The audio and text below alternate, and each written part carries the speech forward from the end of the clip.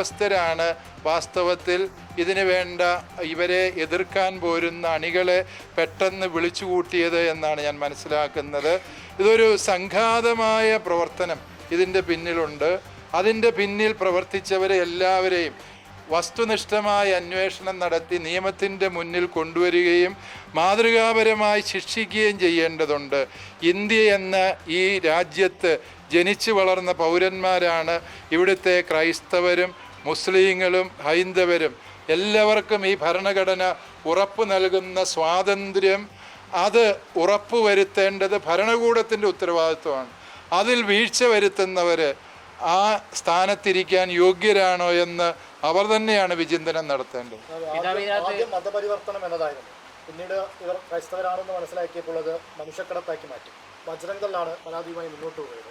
ശരിക്കും ബജ്രംഗൾ ഉൾപ്പെടെയുള്ള ആളുകളാണ് ഇതിന് പിന്നിലെന്ന് സംശയമില്ലാതെ തന്നെ പറഞ്ഞൂടെ? കാരണം റെയിൽവേ ഉദ്യോഗസ്ഥരെ മാത്രം അങ്ങനെ പറഞ്ഞതുകൊണ്ട് കാര്യമുണ്ടോ? റെയിൽവേ ഉദ്യോഗസ്ഥർ വിളിച്ചു കൂട്ടിയ ഒരു പറ്റം സാമൂഹ്യ ദ്രോഹികൾ അവർ ചെയ്തതാണ് ഈ പ്രവർത്തനങ്ങൾ. അതിൻ്റെ ഉത്തരവാദപ്പെട്ട ആളുകൾ ആരൊക്കെയാണ് എന്നുള്ളത് അന്വേഷണത്തിലൂടെ പറയത്തുള്ളൂ. എനിക്കിവിടെ ഇരുന്നുകൊണ്ട് ഇന്ന സംഘടനയാണ് അത് ചെയ്തത് എന്ന് പറയുന്നത് വസ്തുതാപരമായി അറിവില്ലാത്ത കാര്യങ്ങളിൽ നമ്മൾ അഭിപ്രായം പറയുന്നത് ശരിയല്ല എന്നുള്ളതാണ്. നിങ്ങൾ പറഞ്ഞ സംഘടനകളാണ് അതിൻ്റെ പിന്നിൽ എങ്കിൽ തീർച്ചയായും അവരെ നിയമത്തിൻ്റെ മുന്നിൽ കൊണ്ടുവരികയും മാതൃകാപരമായി ശിക്ഷിക്കുകയും ചെയ്യുന്നെങ്കിൽ മാത്രമേ ഈ ഭരണഘടനാ സ്ഥാനത്തിരിക്കുന്നവർക്ക് അവിടെ ഇരിക്കാനുള്ള അർഹതയുള്ളൂ എന്നുള്ളതാണ് സത്യം. ഈ കേരളത്തിൽ നിന്നുള്ള കേന്ദ്രമന്ത്രിമാരൊക്കെ ഉണ്ട്, അവരെയൊക്കെ ഈ വിഷയം ഉണ്ടായപ്പോൾ സഭാ നേതൃത്വം ഏതെങ്കിലും തരത്തിൽ ബന്ധപ്പെട്ടിരുന്നു? തീർച്ചയായും എല്ലാവരുമായിട്ടും സഭാ നേതൃത്വം ബന്ധം പുലർത്തിയിരുന്നു.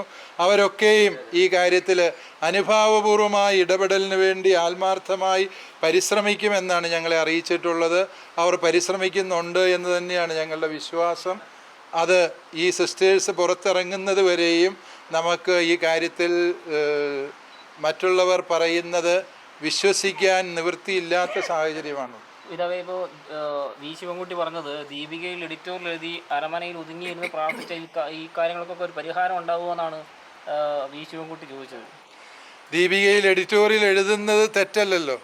അരമനയിലിരുന്ന് ഞങ്ങൾ പ്രാർത്ഥിക്കുന്നതും തെറ്റായ കാര്യമൊന്നുമല്ല. അതുകൊണ്ട് അത്തരത്തിലുള്ള മാനങ്ങൾ ഈ ഒരു വിഷയത്തിന് കൊടുക്കുകയല്ല ചെയ്യേണ്ടത്.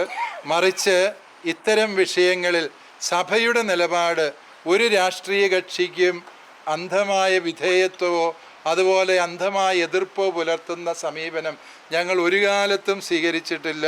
അത് മന്ത്രിയുടെ പാർട്ടിയോടും ഞങ്ങൾ സ്വീകരിച്ചിട്ടില്ല.